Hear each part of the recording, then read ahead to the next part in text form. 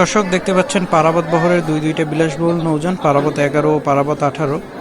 তো আমার সামনে রয়েছে পারাবত 11 লঞ্চ, আপনাদেরকে একটু প্রবেশ করে দেখাই এই লঞ্চের এখন বর্তমান কি অবস্থা। সিঁড়ি দিয়ে আমি লঞ্চে প্রবেশ করছি। এই লঞ্চটা কিন্তু আগে 3 তলার নৌযান ছিল, পরবর্তীতে রিবডি করে 4 তলা বানানো হয়েছে। তবে আপনারা দেখতে পাচ্ছেন ফ্লোর হাইট কতখানি।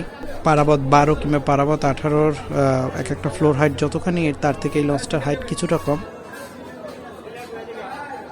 নিচতলার ফ্রন্ট ডেক দেখতে পাচ্ছেন, আর এখানেই রয়েছে কেবিন বুকিং কাউন্টার। এই যে লেখা রয়েছে পারাবত 11, আর বুকিং নাম্বার আপনারা দেখতেই পাচ্ছেন 01711330642। প্রবেশ করলাম পারাবত 11 লঞ্চের নিচতলার ডেকে। হাউসফুল ডেক যাত্রী দেখতে পাচ্ছি। সামনের চলাচলের অংশ বাদে সম্পূর্ণ ডেক কিন্তু একদম কানায় কানায় পরিপূর্ণ।